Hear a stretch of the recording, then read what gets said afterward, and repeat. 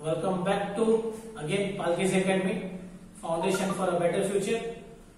Now last video में हम लोगों ने एक्सरसाइज 1.3 का क्वेश्चन नंबर 1 and 2 सॉल्व किया था. Now we are going to see question number 3. Now इस क्वेश्चन में क्या खासियत है या तो इस क्वेश्चन में कौन से टाइप के क्वेश्चन थे तो वो देखने हैं हमें. तो फिलहाल इसमें हमको देखना है derivative of implicit function. Derivative of implicit function. Now what is meant by implicit function? Implicit function अगर समझना है तो शॉर्टकट में मैं समझा दूं कि इससे पहले हम जो भी प्रॉब्लम लिखते थे तो यहाँ पे प्रॉब्लम का सेट होता था. तो हम लोग जो भी प्रॉब्लम है सपोज एग्जाम्पल था x रेस टू x था तो मैं उसको y इक्वल टू लेके सॉल्व करता था एंड देन लिखता था कि dy by dx is something. तो इसका final derivative dy by dx आता था और कुछ नहीं होता. ठीक है. इस तरह से आगे बहुत सारे हम लोगों ने जो भी एक्सरसाइज सॉल्व किया 1.1 1.2 और इससे पहले भी प्रॉब्लम उसमें वही कर रहे थे. ना इम्प्लिसिट फंक्शन में x और y दोनों भी एक साथ दिखाई देगा. लाइक हर प्रॉब्लम में देखो x और y साथ में है, यहाँ पे x और y साथ में है, यहाँ पे x y साथ में है, x y साथ में, यहाँ पे भी है, यहाँ पे भी. तो इस तरह से x और y दोनों भी अगर एक साथ में दिखाई देगा या लिखा हुआ रहेगा क्वेश्चन में, that function is implicit function. ठीक है. That function is implicit function. अगर इम्प्लिसिट फंक्शन है तो उसको किस तरह से सॉल्व करते हैं? सॉल्व करना एकदम इजी है. सिर्फ यहाँ पे ध्यान में रखेंगे आप कि डेरिवेटिव जब भी निकालेंगे y का तो हमेशा उसको ट्रीट करेंगे x की तरह और एक टर्म dy by dx उसके साइड में आएगा. सपोज अगर एग्जांपल दे दूं कि अगर मुझे y का डेरिवेटिव निकालना है, डेरिवेटिव ऑफ y, तो x का डेरिवेटिव क्या आता था 1, वैसे इसका भी डेरिवेटिव क्या आ जाएगा 1, बट इसके बाजू में हमेशा क्या आएगा dy by dx. ठीक है. सिमिलरली अगर y स्क्वायर का निकालना तो क्या आ जाएगा 2y dy by dx. अगर मुझे y क्यूब का निकालना है तो उसका क्या आ जाएगा 3y का स्क्वायर dy by dx. सी ये जो एक्स्ट्रा टर्म है वो हमेशा आते रहेगा. लाइक फंक्शन की तरह मैंने इसको फंक्शन ट्रीट किया तो मैं फंक्शन का डेरिवेटिव निकालता हूं, उसको फॉर्मूले में लिख रखता हूं, फिर बाद में उसका डेरिवेटिव निकालता हूं. सिमिलरली अगर मैंने सपोज sin y का निकालना है तो sin y का क्या हो जाएगा cos y dy by dx. As simple. ठीक है. ध्यान में रखना y जब भी आएगा तो उसके बाजू में dy by dx आना जरूरी है डेरिवेटिव. ठीक है. तो उसी हिसाब से अभी अपन सॉल्व करेंगे इसको. तो देखिए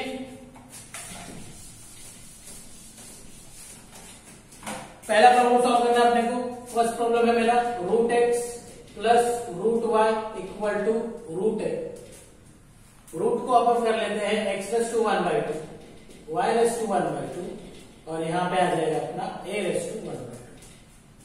ध्यान में रखना it is a implicit function. Implicit function का प्रॉब्लम है तो इसमें y का डेरिवेटिव डायरेक्टली 0 नहीं होगा. x और y का दोनों का भी डेरिवेटिव निकालेंगे हम लोग. उसके अलावा जो कुछ भी आएगा उसका डेरिवेटिव मोस्ट प्रोबेबली कांस्टेंट रहेगा तो क्या आएगा 0 है. ना x रेस टू हाफ है, डिफरेंशिएट करेंगे अपन. Differentiate with respect to x तो इसका डेरिवेटिव क्या आएगा हाफ आगे x हाफ माइनस 1 और या तो ऐसे करो रूट एक्स का डेरिवेटिव हमको पता है. What is derivative of root x 1/2 root x. तो रूट वाई का क्या जाएगा 1/2 रूट वाई और वाई वाला टर्म है इसके लिए dy by dx. तो यहाँ पे लिख देते 1/2 रूट एक्स प्लस यहाँ पे लिख देते 1/2 root y dy by dx क्योंकि y वाला टर्म था और कांस्टेंट का derivative is 0. Now a is number का कोई भी पावर इट इज नंबर तो उसका डेरिवेटिव क्या आ जाएगा 0. नाउ हमें क्या बोला गया क्वेश्चन में फाइंड dy by dx. तो मुझे dy by dx चाहिए तो ये वाला टर्म अपन क्या करते हैं वहां पे शिफ्ट कर देते और शिफ्टिंग का रूल हमको पता है. जो यहाँ पे प्लस है वो वहां पे जाएगा तो माइनस, जो यहाँ पे माइनस है वहां पे जाएगा तो प्लस, जो यहाँ पे इंटू पे है वहां पे जाएगा तो डिवीजन में और जो यहाँ पे डिवीजन में वहां पे जाएगा तो इंटू में. ठीक है. So 1/2y root y dy by dx is equal to ये वहां पे शिफ्ट होगा तो माइनस 1/2 रूट एक्स.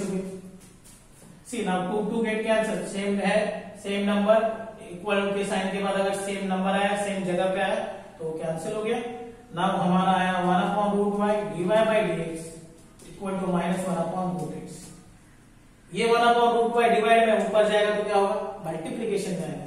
तो dy/dx हो गया मेरा √y√x माइनस, इसको अगर एक ही रूट में लिखना है तो ये इस तरह से लिखा जाएगा रूट में y/x। तो ये है मेरा derivative of this function.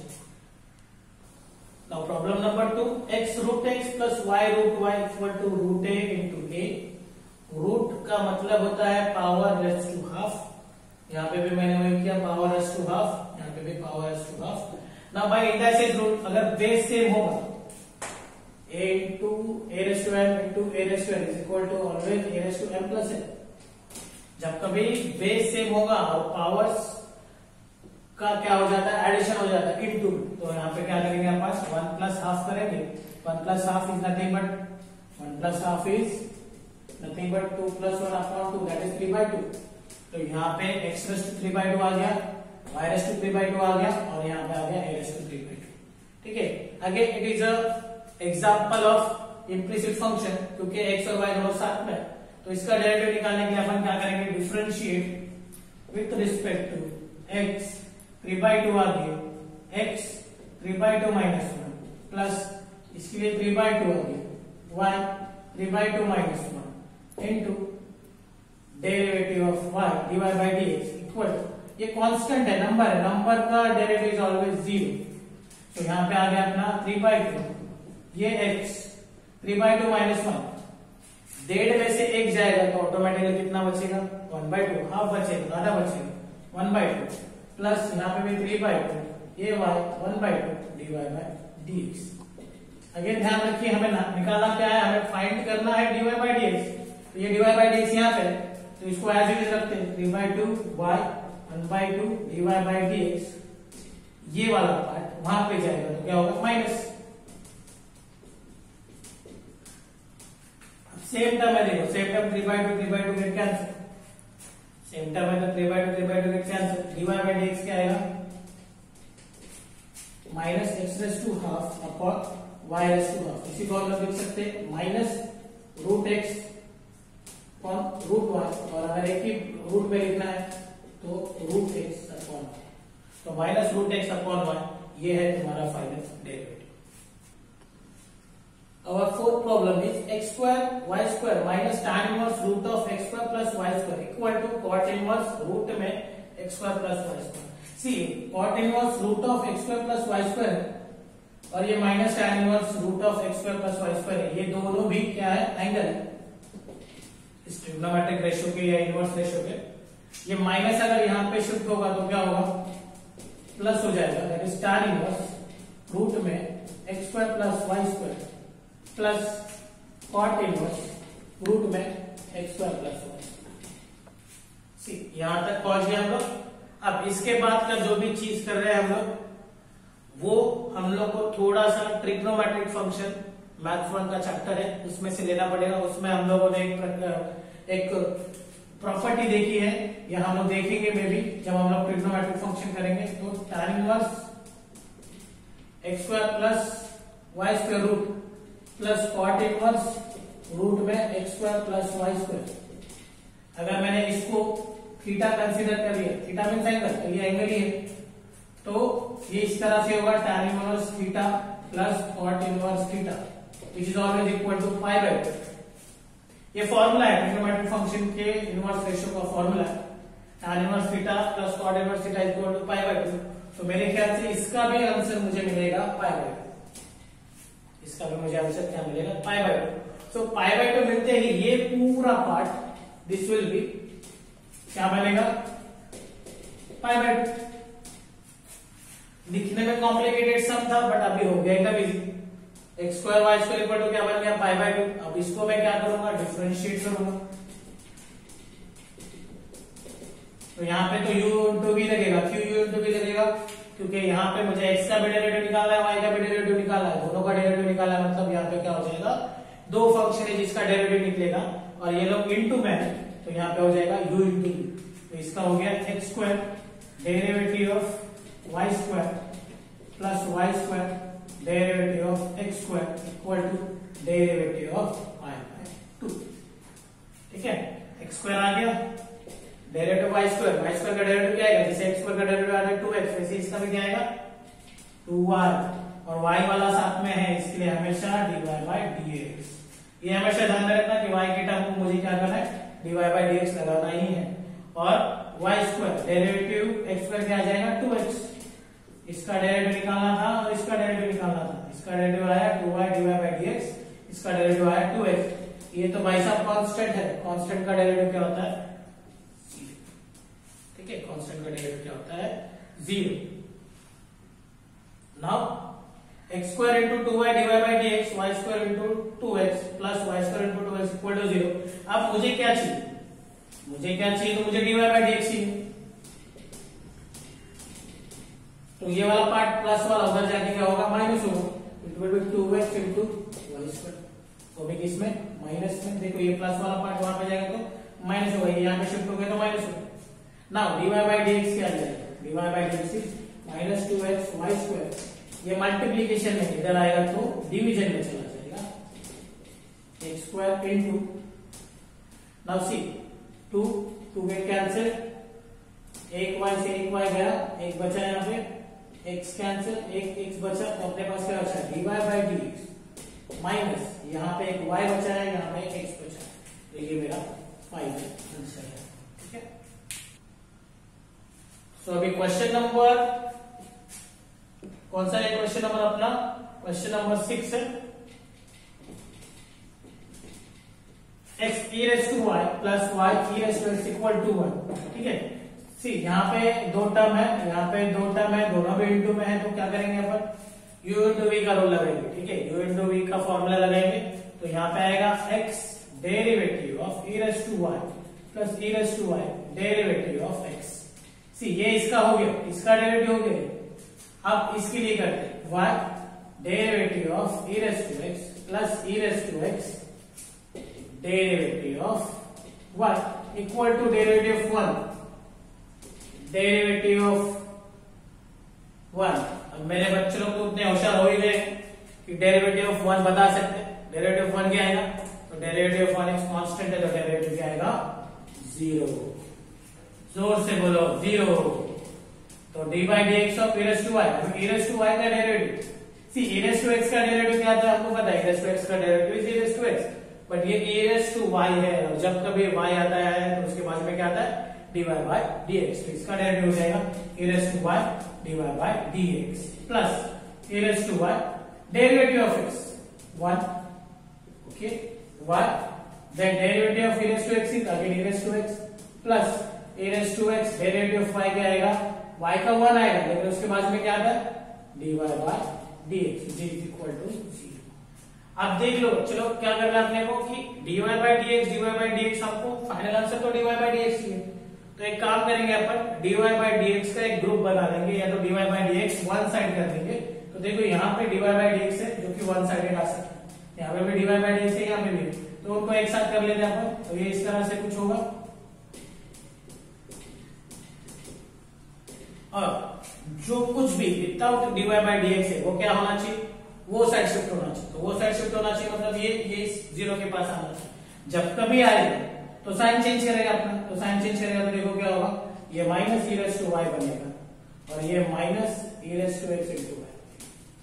Done, यहां तक समझा। मैंने क्या किया, इन दो पार्ट को यहाँ पे लेके गया, तो वो क्या हो गए, प्लस के तो माइनस में आ गए, ओके, दोनों में माइनस में आ गए। अब ये वाला पार्ट है, ये वाला पार्ट यहाँ पे रहेगा, dy/dx क्या करेंगे, कॉमन ले लेंगे, क्या बचा मेरे पास x e raised to y plus ये e raised to x is equal to minus e raised to x, sorry minus e raised to y minus e raised to x into. अब simple है, मुझे चाहिए क्या answer dy/dx, right ना, मुझे क्या चाहिए dy/dx। तो ये जो एक्स्ट्रा टर्म है यहाँ पे dy/dx के साथ, उसको क्या करना है, वो साइड लेके जाना पड़ेगा। ये इनटू में है, जाते वक्त कहां पे जाएगा, डिवीजन में जाएगा, तो minus e raised to y minus e raised to x into y divided by x e raised to y plus e raised to x। किसी को और अच्छे से लिखना है इसको, तो क्या करो, माइनस दोनों का कॉमन ले लो, माइनस कॉमन ले लो, x e raised to y वाला टर्म यहाँ पे, तो यहाँ पे भी e raised to x into y वाला टर्म यहाँ पे लिखते हैं, e raised to y divided e raised to 1 into x plus सी। अगर कुछ कॉमन निकलता है तो कॉमन निकाल सकते हैं, नहीं तो इतना ही रखो। ठीक है, समझ में आया ये प्रॉब्लम? एकदम easy problem. Done. So problem number 9 that is e raised to x minus y equal to x upon 1। सी इस तरह के प्रॉब्लम x के ऊपर x आता है तो हम लोग क्या करते हैं, तो हम लोग ने इसके प्रीवियस प्रॉब्लम्स में देखा हुआ है, जब कभी x के ऊपर x आता है तो वो दैट इज लॉगरिथमिक डेरिवेटिव में आ जाता है, और लॉगरिथमिक डेरिवेटिव में आता है तो क्या करते हैं अपन, यस ऑब्वियसली हम लोग log से मल्टीप्लाई करते हैं। तो log से मल्टीप्लाई करते हैं, log of e x minus 1 which is equal to log of x 1। जैसे मैंने अप्लाई किया, जो पावर है मेरी, ये पावर मेरी आ गया, अगेन लॉग की प्रॉपर्टी हुई।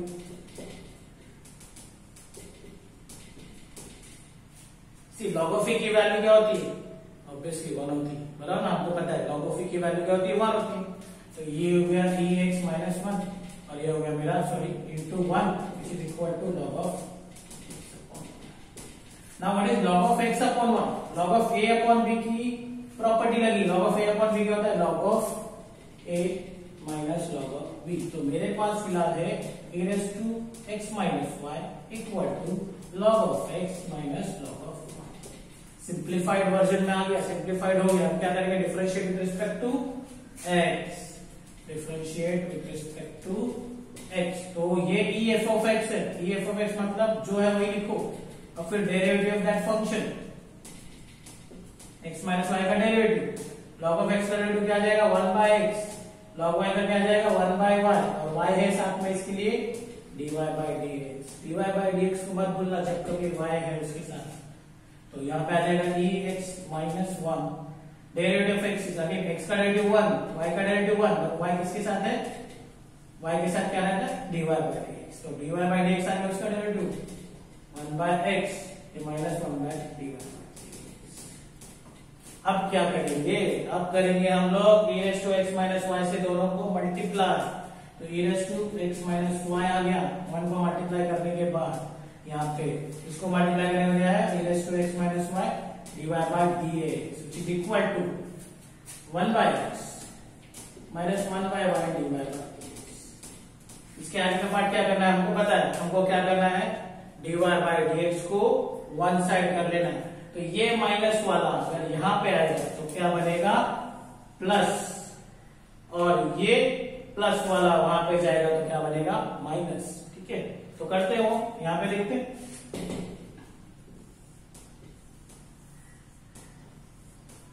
तो ये है मेरा e raised to minus 1 by y, यहाँ पे आया तो plus 1 by y dy by dx minus e raised to x minus y dy by dx equal to, ये वहां पे शिफ्ट हो रहा है तो क्या हो गया, 1 by x minus e raised to x minus y।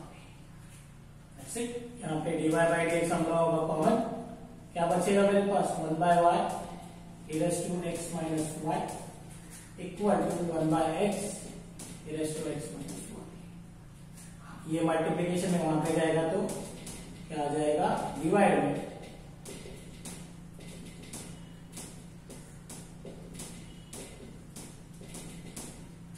आप चाहो तो क्रॉस मल्टीप्लिकेशन करके कुछ कैंसिलेशन ये सब करना है तो कर सकते हो, नहीं भी किया तो इतना भी रखोगे तो भी ये तुम्हारा फाइनल आंसर है। ठीक है, तो यहाँ पे हमारा क्वेश्चन नंबर 3 कंप्लीट होता है, जो कि इम्प्लिसिट फंक्शन से शुरू हुआ था। इम्प्लिसिट फंक्शन की कुछ प्रॉब्लम देखे, इसमें मैंने सारे प्रॉब्लम नहीं कराए हैं, कुछ प्रॉब्लम्स बाकी है जो कि आप लोग ट्राई करोगे। सारा काम मुझसे ही मत करो, थोड़ा काम तुम लोग भी करो, ताकि मुझे समझ में आए कि तुम लोगों को ये प्रॉब्लम समझ में आ रही है।